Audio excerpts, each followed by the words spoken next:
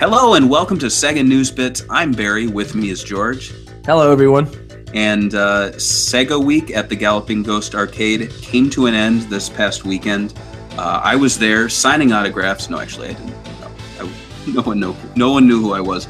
But it was a lot of fun. We had, obviously, Galloping Ghost Arcade has like over 500 machines, so you don't have to really make much of a game plan, for the day. You have a few tournaments, game reveal, but the tournament I ran was actually a kids tournament for Sonic the Fighters, and so that was a lot of fun. It was just basically like 7 or 8 kids button mashing for a half hour, but in the end we had 2 female players in the lead, and so you don't really hear too much about competitive girl gamers, but there you go. They won the Sonic the Fighters tournament. It was Tails versus Tails. So gotta pick Tails, dude. Yeah. And then, but the big surprise was, I knew that he would be there. It was Chris Tang, he's known for, he played in the Nintendo World Championships. So he has one of those expensive cartridges. He was the winner of the Sonic & Knuckles Rock the Rock tournament on Alcatraz Island when Sonic & Knuckles released in 1994. And I knew he worked in video games, but I had no idea how, prolific he was. He worked at Atari, he worked at Capcom, he worked at a lot of other places, and now he has unveiled a game that he created with his partner Kiyoshi Okuma, who formed the development team known as HitSparks Games. And it's a company owned by the two of them, and the game they are creating, the first game for the company, is called Strike Harbinger. And I uploaded some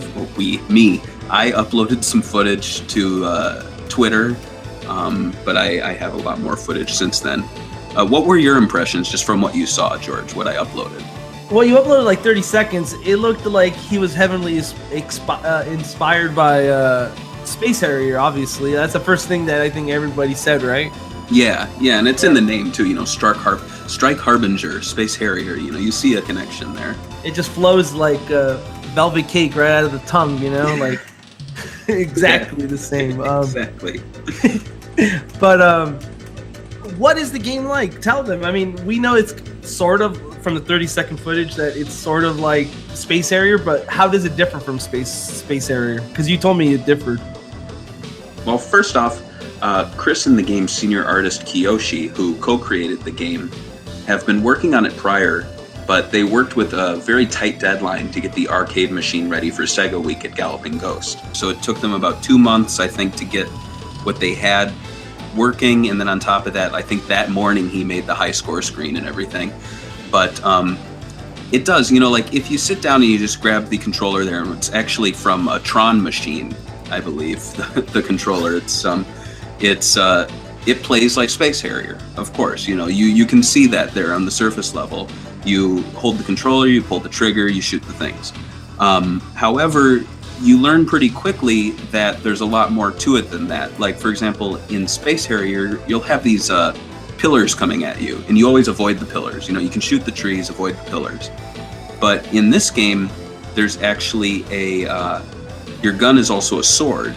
And so if you time it just right, you can run and just cut right through all the pillars, which is really cool. So yeah, I'll go. Actually, they had a sign up on the the instructions. So I'll just go through kind of how it works. They have shot with the trigger. It's pretty simple. You shoot to destroy enemies. You tap to fire high-powered, wide-range shots, and you hold to fire single shots in a continuous stream. So it's actually two weapons in one. On top of that, kind of similar to, he equated it with taking the gamepad and putting it on an arcade layout. So while one hand is on the joystick, or the flight stick, I guess, the other hand's on these buttons. And there's, I believe, 3 buttons, and then there's this little aim stick at the bottom. So you put your palm on a tiny little, like, fat joystick, and then your fingers are on the buttons, and then your other hand's on the pad. So it's a very strange layout, but it works. And it's kind of like with virtual on, where you look at that and you're like, what the hell am I playing? Yeah. But then it makes sense. And so with this, while you're flying around, your other hand on this little they call it the aim stick, you can actually perfect your aim, and so it's not like you're shooting head on, but you can actually shoot directionally. And then on top of that, the buttons that you have there's like a special button, and you hold it to charge your SP tech, and then when you release it, you can do various things like heal, recharge your NRG, which is your energy, and perform additional attacks and destroy enemies to increase your SP. And so right there, it's very RPG kind of, rules, but it's applying to a Space Harrier kind of like game. And so when I was saying on Twitter that the game kind of plays like Space Harrier and Phantasy Star, people were going, well, how the hell does it play like Phantasy Star? So there you go. And so is the game going to have a story, or is it just like a straight up arcade game? So actually, he has a really in-depth story planned.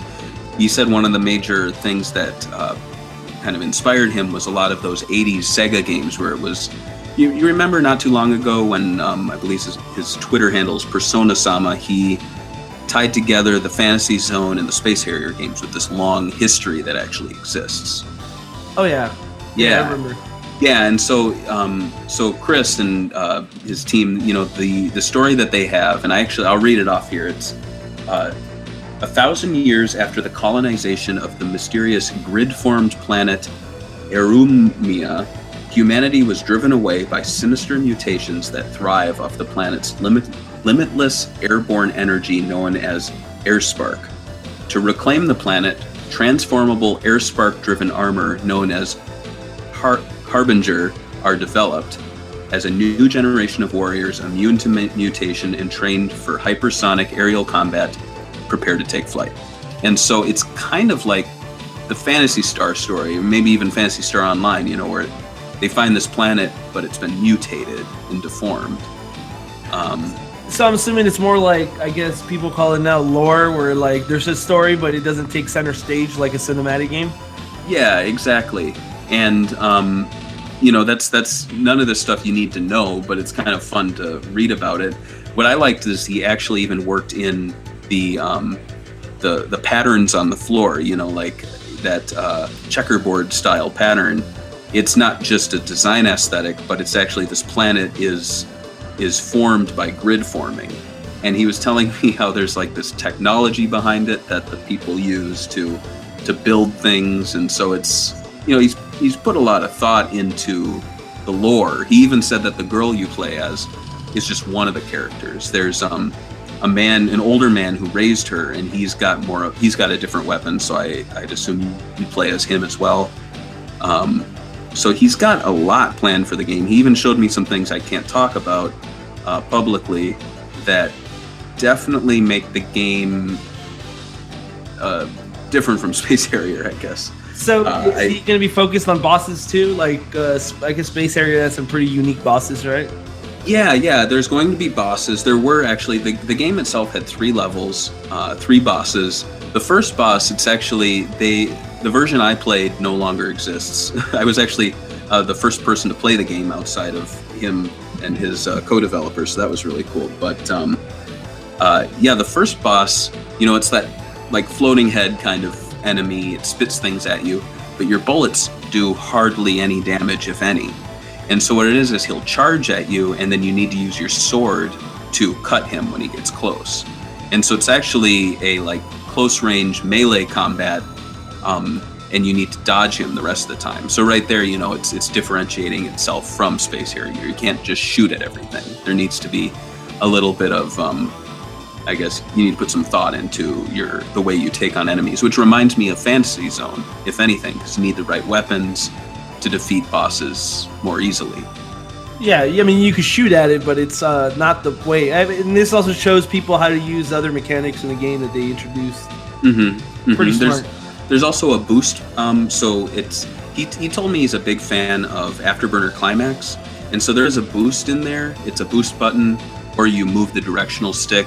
backwards or forwards, and you boost to increase your speed and evade danger. I'm reading but it uses up energy. And you can also reduce, what is this? This was kind of cool. It's like an impact deflect.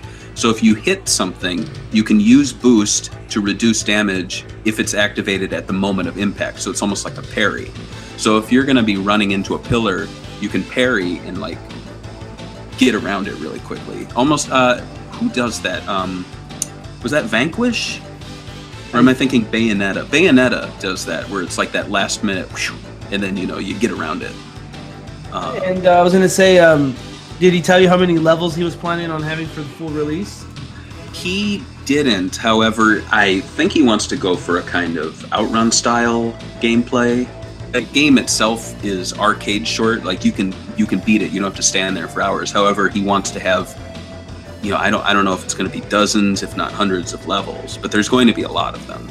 I think he's just going to make as many as he possibly can. So that's really cool. And he didn't talk about platforms, right? Because I mean, we saw it in the arcade. Is it going to be an arcade game? Because that would that's even like weirder, Yeah. Well, the sticker itself on the machine was out there for the public, so I don't think I'm spoiling anything. It says coming in 2017 to arcade, PC, and console. So I'm assuming console means Xbox One and PS4, right? I'm sure that PS4 and Xbox One are on their radar. PC seems like for sure. It seems like a lot of indie games are releasing to that. And then in terms of arcade, this is just a guess. I mean, I'm sure that Galloping Ghost is going to have that unit there again. It's gone right now because he had to take the innards with him. It was actually like a PC he was carrying with him. But it will return to Galloping Ghost Arcade in the future, like 2017, if anything. Yeah, and who knows? I mean, I'd love to own the game. So if he's going to be selling it like a specialty cabinet to collectors, that would be awesome too. So, how complete was the game when you saw it? He said it was 5 to 10% complete. That's pretty new, right? Yeah, that's really new. However, what surprised me was that it was incredibly playable. We encountered maybe one instance where the game slowed down for a second, and that was about it. And then he was saying, the first boss is too difficult, so they scaled that back. I think I was creating more work for him because I said, on the water stage, I noticed that when she runs on the water, there's no effects. And he goes, we were going to add that. I guess I'll have to add that now. And so he already added that since then. So that's pretty cool. So what are your thoughts of the game? What do you think needs improvement? What do you think we did really well? Because, I mean, you're the only one to play it so far, right? Well, other people have since played it, but I haven't heard anyone talking about it. So at least in terms of the whole blogosphere of Sega sites and arcade sites. But yeah, I would say, and I'm certain this will be in later versions, just make it a little more clear how the game differs from Space Harrier. Because, when I posted those initial videos up, you couldn't see much of the screen. I remember that a portion of that, RPG elements on the side were not showing because I was coming in from the angle of, the right angle of the cabinet. But, I'm certain that any complaints I have are going to be addressed. And a few things that he teased or hinted at, I think will definitely change the game. But yeah, I mean, overall, being in this earliest state as it's in, I've played games that are in a finished state where he's at, if that makes sense. I was playing some games at that arcade and I was like, man, they could have put more work into this. So the fact that I was enjoying this game so much and it was 5 to 10% complete says something. And anything you want to add for the closing statements, or is that Well, I'm really looking forward to seeing where the game goes from here, and it was great meeting both Chris and Kiyoshi of HitSparks Games. I'm really looking forward to the finished product, and I'm even looking forward to the development process, because to be there at the beginning and then just to see it to the end is going to be a lot of fun. We also have a Swing and Report Show podcast, the first episode ever recorded with the guest in the room, which is really weird. How did that go? You got to make eye contact the whole time? You know, you got to look deeply into their eyes to get all the answers out of them. But no, it went great. So yeah, that'll be up by the time this goes up. So definitely give that a listen if you want to learn more and maybe even clarify some things I was talking about, because it's just my impressions, my memories. But you know, I talked to the guy who made it. And definitely go to Galloping Ghost Arcade too. They're a really cool place. I was very happy. Thanks for Galloping Ghost Arcade for having letting us put our little signs on having their Sega Day, right? Yeah, Sega Week, and then SEGAbits Saturday. SEGAbits Saturday. Thank you, guys. Yeah. And if you guys like these videos, make sure you subscribe, comment, like, do all that stuff. Goodbye. Later.